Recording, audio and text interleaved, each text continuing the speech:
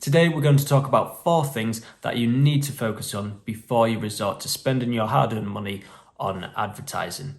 Now, people tend to be under this illusion that if they just pay for ads, they just put the money into it, they put an ad up on Facebook or on Google, that business will just come to them and that's just how it works. But unfortunately, it doesn't work like that. And if you dive into advertising, you put your money into advertising before you focus on 4 fundamental things that you need to get right, then you can very quickly and very easily lose a lot of money. If you're struggling with this now and you're putting ads up and you're getting absolutely nothing back, I completely get that frustration. Sometimes it feels like you don't know what you can do possibly to get clients through the door, and advertising just makes people, maybe yourself, think that they're doing something good and that they're on the way to getting clients. Believe me, I've tried this in the past with multiple businesses and I've wasted a lot of time and thousands of pounds on advertising when in reality my business was not in a good enough place for me to put out there in the advertising world. So without further ado, I'm going to give you 4 things that you need to focus on in your business before you start advertising. So the very first thing you need to focus on is market research. Have you even done any market research before starting your business? Is the service or are the services that you offer in demand? Do they add value to people? Have you thought about this? If you put your services out there to a bunch of people in your target audience, would anybody be interested?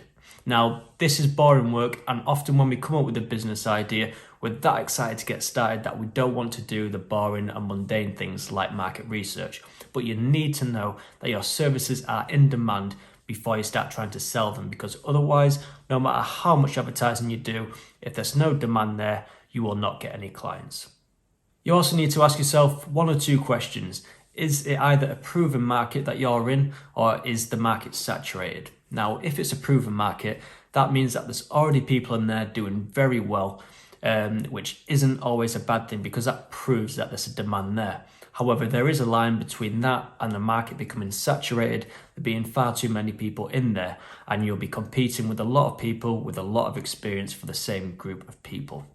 The only way you can determine this really is by doing the research yourself. And like I say, this section in particular, it's boring work, but it's very necessary unless you want to waste a lot of money. If the market is proven, or maybe even if it's saturated already, that isn't the end of the world, especially if you're a session musician like a lot of people watching these videos are. There's a ton of session musicians out there. What you need to be thinking is, what is your USP, your unique selling point? Everybody needs to have one of these. Everybody needs to have something different about them, whether it's a certain thing you offer, whether it's the type of sound you can provide. You need to have something different about you that sets yourself apart from everybody else. The second thing that you need to focus on is identifying your audience. Do you know who your target audience are? Do you know the kinds of people that would be interested in your services? If you don't, then you're simply just going to be putting advertisements out to random people when you don't really know who your services appeal to. And this means that you're shoving adverts in people's faces who aren't interested. And that is very quickly going to lose you a lot of money. A really good idea, which I got from Brian Hood, who runs the 6 Figure Home Studio. I've listened to his podcast and watched his material for the past few years, does recommend creating an ideal customer avatar. An ideal customer avatar is essentially a made-up person that you create who is the ideal customer or client for you. You'll go as far as stating how old they are, maybe the gender, the demographics, the hobbies, the interests, what they do. Everything about that person you need to make up in your head and have an idea exactly who that person is that ideally for you wants to be walking through those doors and asking to work with you. Another thing that you need to know and understand is what your target audience problems are. If it's just one main problem, fair enough. If it's multiple, which it usually is, you need to figure out what these problems are and how these problems tie into your service. A business is about offering a service or a product that helps somebody with their problem, overcome that problem and achieve some sort of success in the future. So you need to identify this problem so you know what your services or products do to fix them problems. And then once you know this is vital for then integrating into your marketing, integrating into your website, and integrating into your advertising. The third thing that you need to focus on is branding, the aesthetics of your business.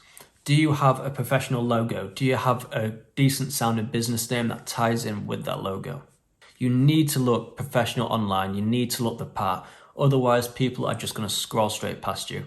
If you're still in hobby mode, but you're wanting to turn this into a business, it's important that you invest the time and money into getting a proper logo, getting a domain name, getting a proper email, all those things that make you look legitimate. Because unless you do, people aren't going to take you seriously online.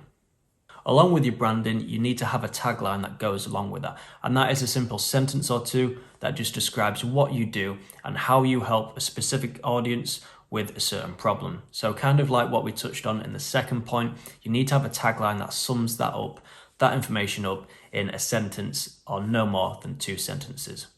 This tagline can then be used on your website above the fold. It can be used in your adverts. It can be used in the main description of your business on your social media pages. This is the grip that basically pulls people in, pulls people's interest in, and gets them to look up you even more.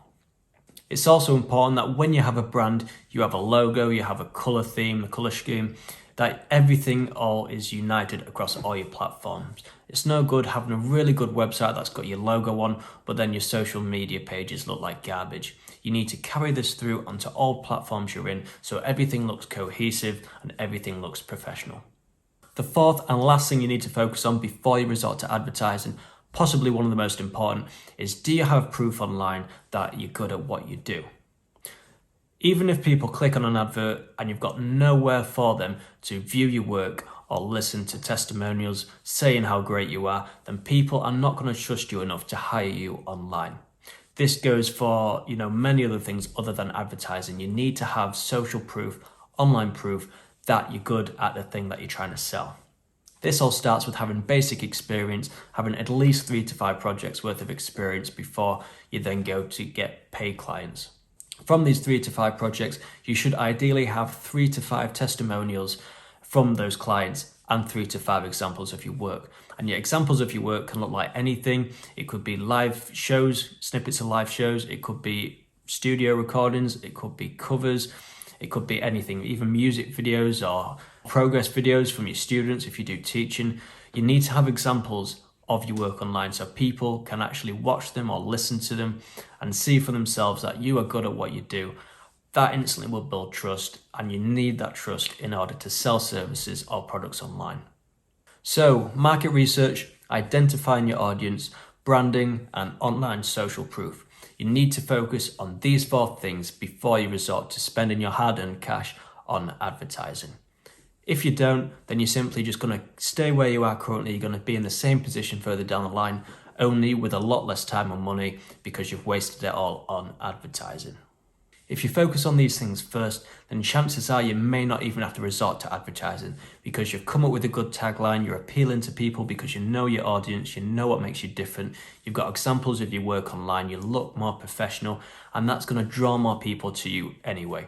So the goal with this video is to help you improve those 4 big fundamental things, and then who knows, you may not even have to waste all your hard-earned money on advertising.